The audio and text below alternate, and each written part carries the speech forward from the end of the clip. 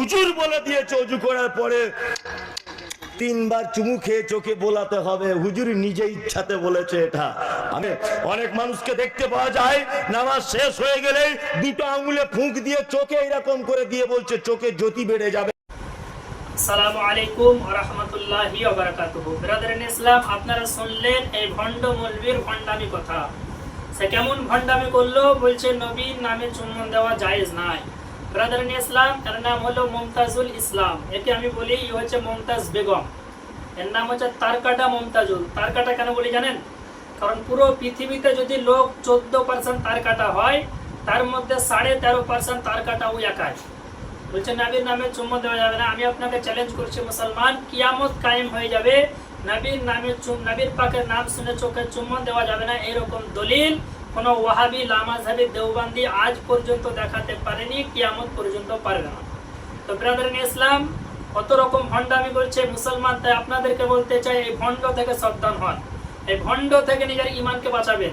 মুসলমান, আল্লাহর নবীর নাম শুনে আমরা চোখে চুম্বন দেওয়াকে ফরজও বলি না, ওয়াজিবও বলি না, সুন্নাতে মুআক্কাদাও বলি না। এটা হচ্ছে একটা মুস্তাহাব কাজ, নেকির কাজ। তো মুসলমান, আপনি বলবেন মুস্তাহাব নেকির কাজ, তো দলিল কি আছে? জি, উঠান কিতাবের নাম হচ্ছে তাফসিরে জালালাইন। এই তাফসিরে জালালাইন দেওবন্দি, আহলে হাদিস, সুন্নি সকলের মাদ্রাসায় পড়ানো হয়। এই তাফসিরে জালালাইন উঠান, পবিত্র কোরআন শরীফ, আপনার 22তম পারা 33 নম্বর সূরা 592 পৃষ্ঠা, রুকু নাম্বার 4, আয়াত নাম্বার 56। ইয়া আইয়ুহাল্লাযিনা আমানু সাল্লু আলাইহি ওয়া সাল্লিমু তাসলিমা।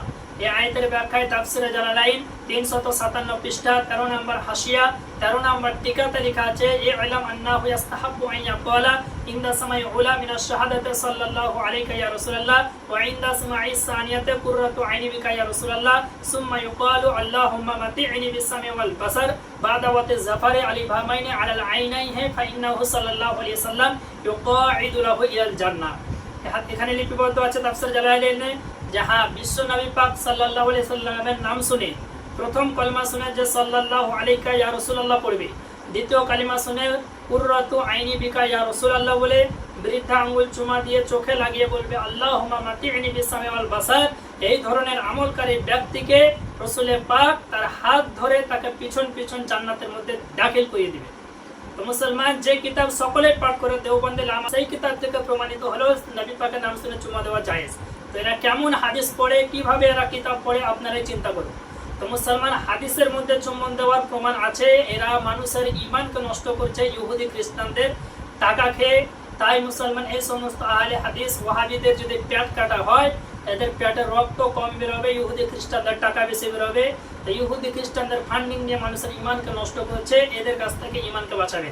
শুধু তাই নয় মুসলমান, নবী পাকের নাম শুনে চুমো দেওয়া, উঠান মাকাসিদুল হাসানা জগৎ বিখ্যাত কিতাবের মধ্যে ইমাম সাকাবী রাহমাতুল্লাহ আলাইহি হাদিসটি উল্লেখ করেছেন।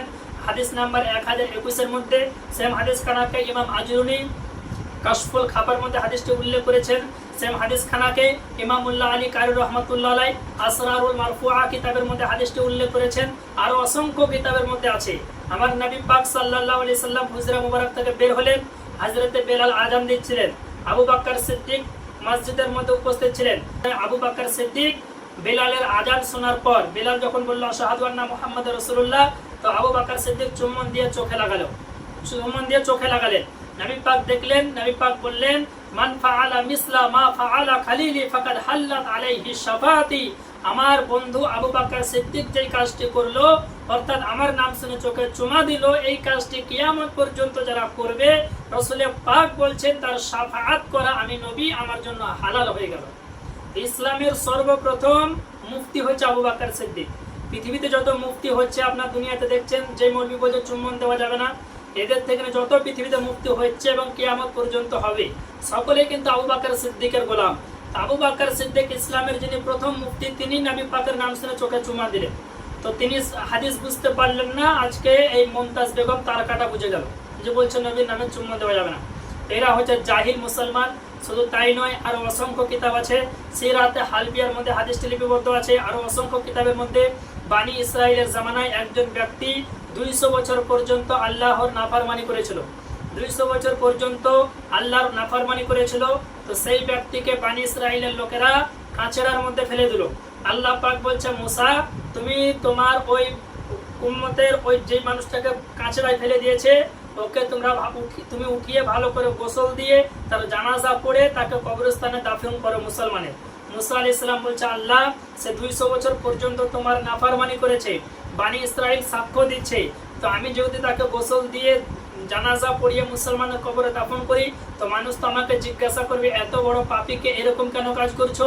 তো আল্লাহ পাক বলছে, মুসা সে আমার নাফরমানি করেছে আমি জানি, আমার কথার হুকুমের বাইরে চলেছে আমি জানি, কিন্তু মুসা শোনো, তোমার প্রতি যে তাওরীত শরীফ আমি নাজিল করেছি সেই তাওরীতের মধ্যে যখন আমার নবীর নাম মুহাম্মদকে শুনতো তো সেই ব্যক্তি নবী পাকের নাম শুনে চোখে চুমা দিয়ে চোখে লাগিয়েছে, তাই আমি আল্লাহ তার 200 বছরের গুনাহকে দেখেনি তাকে আমি ক্ষমা করে দিয়েছি।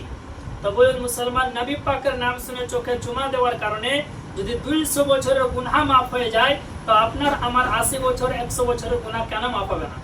তো মুসলমান এরা ইসলামকে নষ্ট করার জন্য ইহুদি খ্রিস্টানদের ফান্ডিং নিয়ে ওয়াহাবি লামাযহাবি মৌলবিগুলো ময়দানে নেমেছে সাধারণ পাবলিকের ঈমানকে নষ্ট করার জন্য। তাই মুসলমান এদের কাছ থেকে ঈমানকে বাঁচাবেন এবং ভিডিওটি বেশি বেশি করে শেয়ার করে অপর মুসলমানের কাছ পর্যন্ত পৌঁছে দেবেন, যেন এদের পাল্লায় পড়ে এদের চোখ করে পড়ে যেন নিজের ঈমানকে না হারায়। তো মুসলমান এটা মুস্তাহাব কাজ, নেকির কাজ, যদি কেউ করে নেকি হবে, না করলে তার গুনাহ হবে না। যদি কেউ না করে তো গুনাহ হবে না, কিন্তু যদি বিদআত বলে, হারাম বলে, নাজায়েজ বলে তখন তার গুনাহ হবে, কারণ জায়েজ জিনিসকে সেই ব্যক্তি নাজায়েজ বলছে। তো ব্রাদার ইসলাম, আল্লাহ পাক আমাদেরকে সকলকে বোঝার তৌফিক আতা করুক। এখান থেকে বলে বক্তব্য করলাম, ওমা আলাইনা ইল্লাল বালাগ। আসসালামু আলাইকুম ওয়া রাহমাতুল্লাহি ওয়া বারাকাতুহু।